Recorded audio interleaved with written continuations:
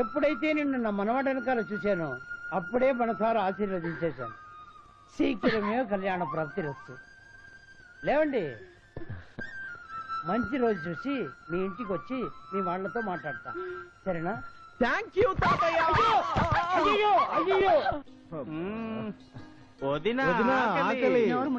అబ్బా రోజంతా మూయిస్తూనే ఉన్నారుగా, కనీసం తినడానికైనా తెరవనియండి. మధు రాకుండా భోజనం గీజలు జాంతానాయి. ఆ చికెన్ ఏవి ఉడకవు. కడుపు మాడిపోతుంది. కడుపులో ఎలుకలు కాదు, ఎలుగుబంట్లు పరిగెడుతున్నాయి. ఎలిఫెంట్స్ పరిగెత్తినా సరే మధు రావాలి. అంతవరకు నో భోజనం. ఓకే? మీ అన్నయ్య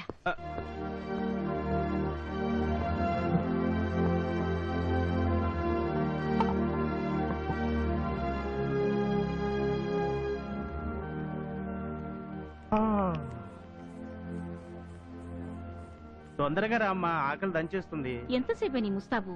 నీకోసం ఎంతమంది వెయిట్ చేస్తున్నారో చూడు. ఏంటి డాడీ ఇది? ప్రతి సండే భోజనం చేయకుండా నా కోసం వెయిట్ చేయడం ఎందుకు? మీరు చేసేయచ్చు కదా. నువ్వు మా అందరితో కలిసి మధ్యాహ్నం భోంచేసే సండే ఒక్కరోజే కదమ్మా. అయినా ఈ చిన్న వెయిటింగ్ ఏముందమ్మా. నువ్వు మీ అమ్మ కడుపులో పడ్డం కోసం 10 ఏళ్లు కళ్ళల్లో ఒత్తులు వెలిగించుకొని వెయిట్ చేశాం. కూర్చో. అవునా, మీరందరూ నన్ను ఇంతగా ప్రేమిస్తున్నారు కదా. రేపు నేను పెళ్లి చేసుకుని అత్తారింటికి వెళ్ళిపోతే? నువ్వు ఎక్కడికి వెళ్ళావమ్మా. మీ ఆయనే ఇక్కడికి వస్తాడు. ఇల్లరిక పనుడు అన్నమాట. చాలు. ఏమిటి, నువ్వేమన్నా అందాల పోటీలకు వెళ్తున్నావా? ఈ వెదవ డేటింగ్ చేసి చేసి చీపురు పుల్లలా తయారయ్యావు. చూడు డాడీ, రోజు జాగింగ్ చేస్తున్నావు కదమ్మా, పర్లేదు వేసుకో.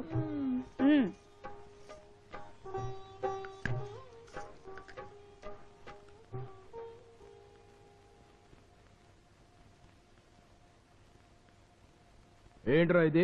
పొరపాటు అయిపోయింది. ఇది నా అన్నంలో పడిందని కాదురా, ఇదే నా కూతురు పంటి కింద పడుంటే అవుట్. Get out. ఇంకా నువ్వు పని చేయాల్సిన అవసరం లేదు. ఈ ఒక్కసారికి వదిలేయండి. అది కాదమ్మా. ప్లీజ్ నాన్న. సరే, నా కూతురు చెప్పింది కాబట్టి బతికిపోయావు. ఇక్కడి నుంచి అయినా ఒళ్ళు దగ్గర పెట్టుకొని పనిచేయి. వెళ్ళు.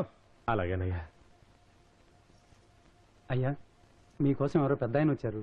లక్ష్మీవరప్రసాద్ అంటారు. వెయిట్ చేయమను. అలాగేనయ్యా.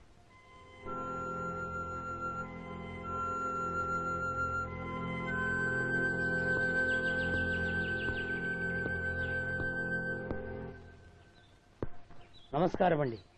నమస్కారం. చెప్పండి. నా పేరు రావుబోదూరు లక్ష్మీ వరప్రసాద్ అండి.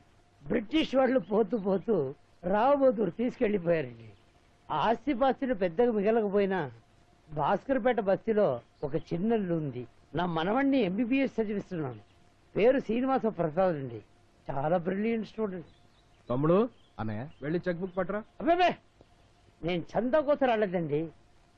మరి ఓ సంబంధ విషయమై మీతో మాట్లాడడానికి వచ్చానండి. వివరంగా చెప్పండి. మీ అమ్మాయి మధు, నా మనవడు క్లాస్మేట్స్. వయసు కదండి, ఇద్దరు ప్రేమించుకున్నారు. పెళ్లి కూడా చేసుకోవాలనుకుంటున్నారు. నేను సీను పెళ్లి చేసుకోవాలనుకుంటున్నాం. అందుకు వాళ్ళ తాతగారు కూడా ఒప్పుకున్నారు. అంటే మాకు తెలియకుండా వాళ్ళ ఇంటి దాకా వెళ్ళి పెళ్లి చేసుకుంటానని మాట కూడా ఇచ్చొచ్చావు అనమాట. ఏ మాటిస్తే తప్పేంటి? ఏయ్! ఎంత ధైర్యమే నీకు? నా కూతురు మీద చేయొత్తా, నీ ప్రాణాలు తీస్తానే. ఏయ్, ఎవరి దగ్గర రావద్దు. నువ్వు తప్పుకోమ్మా. దీన్ని ఏమే ఈ చేత్తోనే కదే పిల్లలు లేరని కడుపులో పిండాన్ని పడేమని కనిపించిన ప్రతి కొండకి బట్టకి మొక్కింది. ఏయ్, నువ్వు ఉండమ్మా.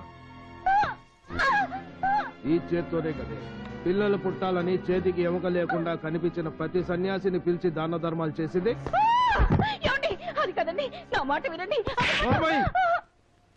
బయట పనులు మీరు చూసుకోండి, ఇంటి సంగతి నేను చూసుకుంటానని ఇంట్లో కూర్చొని ఏం చేస్తున్నావే? వంట చేయడానికి వంట మనుషులు ఉన్నారు, పని చేయడానికి పని మనుషులు ఉన్నారు.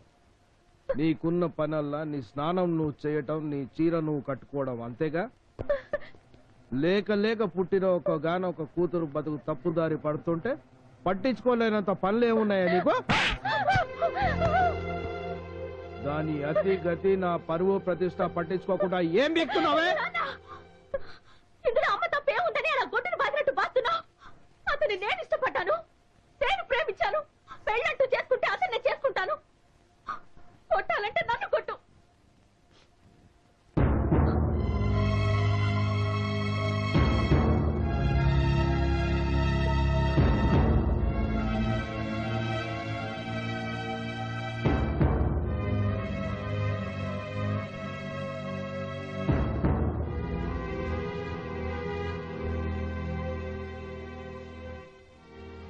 అవేం మాటలరా?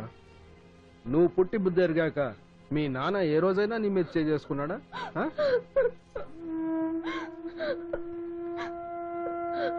ఏడవకూడదు, ఊరుకోమన్నానా? అయినా ఇందులో నీ తప్పేముందమ్మా? వెళ్ళు, లోపలికి వెళ్ళు, వెళ్ళమ్మా.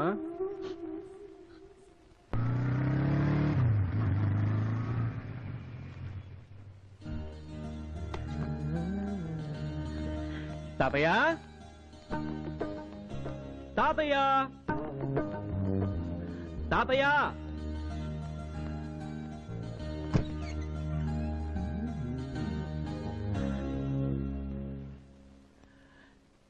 తాతయ్య, నేనే.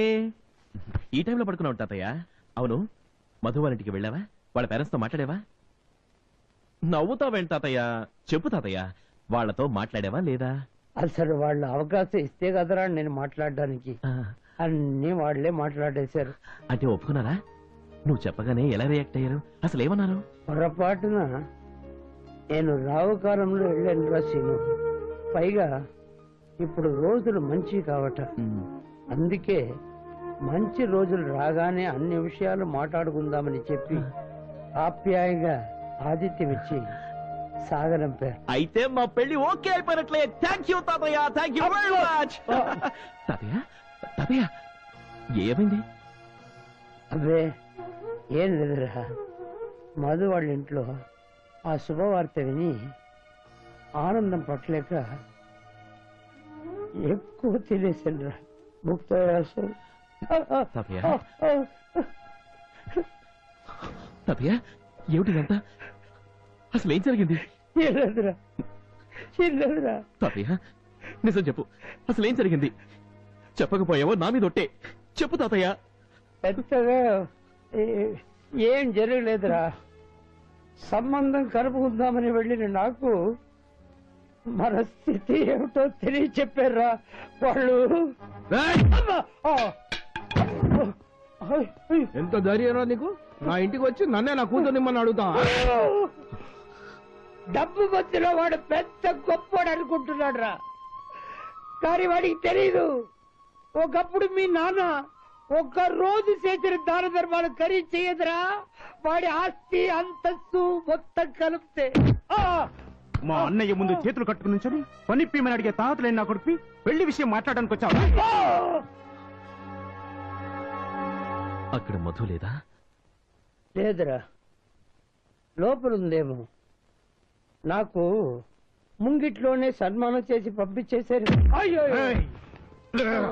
మా ఇంటి గేటు ముందు బిచ్చగాళ్ళ నిలబడి దేహి అని పిడికని బియ్యం అడుక్కోవడానికి అర్హత లేని అలాగా నా కొడుకువి మా అన్నయ్యతో బియ్యం అందుకోవడానికి వచ్చావరా? మోసలే. అబ్బా, అయ్యో, అయ్యో.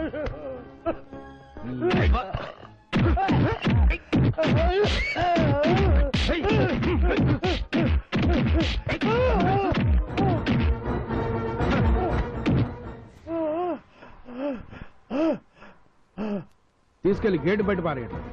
పెళ్లి సంబంధం కోసం వచ్చాడు. పెళ్లి సంబంధం.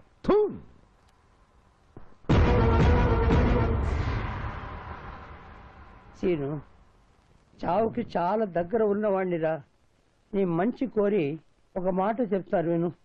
ఆ అమ్మాయి ఎంత మంచిదైనా ఆ ఇంట్లో మగాళ్ళు మాత్రం మృగాలురా. ఉచ్చ నీచం లేదు వాళ్ళకి.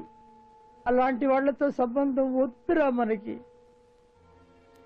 సీను, నా మాట విని నాకు జరిగిన అవమానంతో పాటు ఆ అమ్మాయిని కూడా మర్చిపోరా ప్లీజ్. నేనెందుకు చెప్తున్నాను అర్థం చేసుకో. Scene, scene,